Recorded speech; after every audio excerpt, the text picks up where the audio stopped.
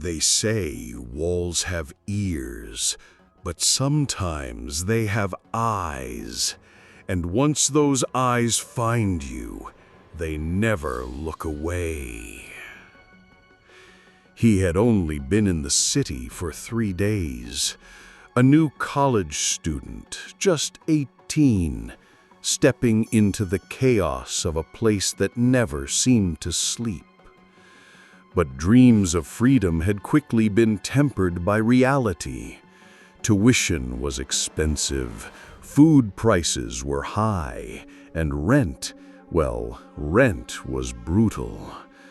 The only apartment he could afford was in a decaying, graffiti-marked building in one of the city's more dangerous neighborhoods. The walls were stained with years of neglect. The elevator rattled like it was held together with wire, and the halls smelled faintly of mold and something metallic, like rust or blood. When he unlocked the door for the first time, the place felt hollow. The wallpaper peeled in long curls, as though the building itself was trying to shed its skin. The wooden floor was dusty, warped in places, dotted with faint brown stains that made him uneasy to wonder about. Furniture sagged under invisible weight, its fabric threadbare and split. Still, it was his. That night, after unpacking, he decided to clean. He rolled up his sleeves, pulled away one long strip of curling wallpaper, and froze. Behind it, no bigger than the width of a pencil, was a hole. He leaned in, curious. Light filtered through. A room. Another apartment. He could see directly into it. Empty, silent, the curtains swaying gently as if touched by a phantom breeze. For a moment he imagined a person who lived there. What kind of neighbor would he have? He smirked, stuffed the hole with a wad of tissue paper, and went back to dusting. The next evening, he met her. She stepped into the elevator after him. Tall, elegant. Her perfume lingered in the air between them, warm and intoxicating. He tried not to stare, but his eyes betrayed him. Her legs, her curves, the easy way she carried herself. When the elevator stopped, he got out first, but heard her footsteps behind him. When he turned, she was unlocking the apartment next to his. That night, his mind wouldn't leave her alone. He lay on his bed, restless, staring at the ceiling. The thought crept in slow and sly. The hole. Before he could talk himself out of it, he was crouched by the wall, pulling the tissue free. Through the peephole, her apartment unfolded before him like a private stage. And there she was, unbuttoning her blouse, slipping her skirt to the floor, moving toward the bathroom.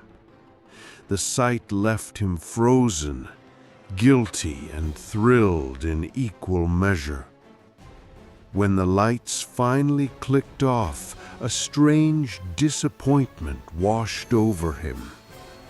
Hours later, a noise woke him.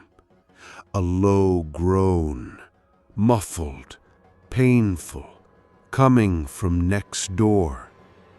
His stomach knotted as he crouched by the wall again, peering into the darkness.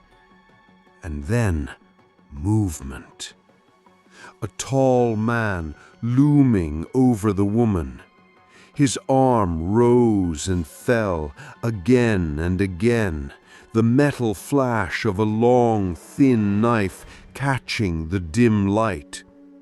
Each stab drew a weak, desperate groan. Blood pooled beneath her, black in the shadows. The young man's breath caught. His chest tightened until he thought he might pass out. The stabbing stopped.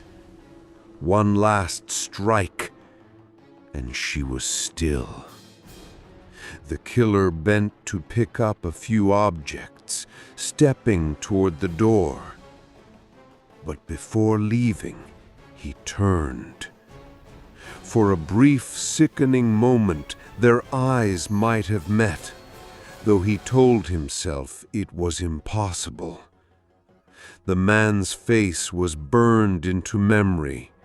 Narrow nose, dark beard, and a scar running from cheekbone to jaw. The young man stumbled back, shaking, his mouth dry. He grabbed his phone, thumb hovering over 911. But then the thought slammed into him like ice water. If I tell them, they'll know I was watching. My family, my friends.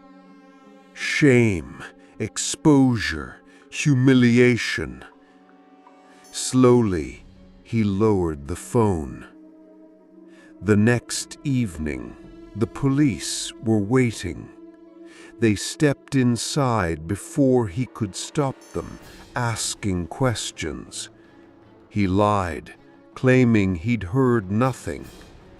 But one officer's gaze shifted to the wall, the hole. He peered through it. "You're sure you didn't see anything?" The student forced a shaky laugh.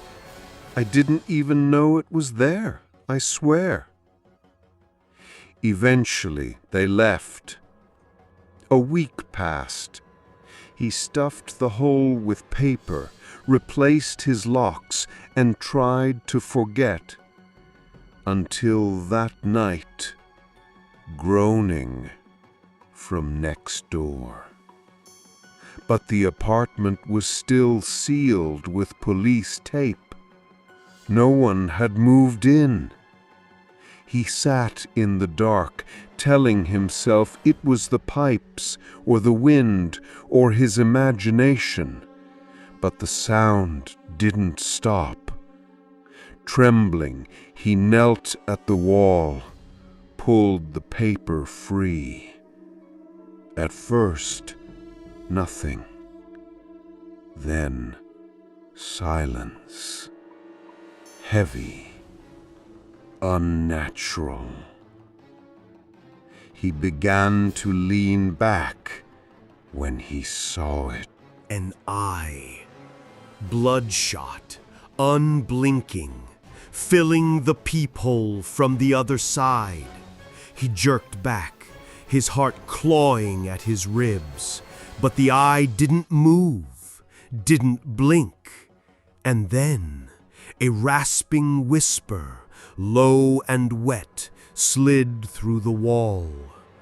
"I know you saw." That night, I learned something horrifying.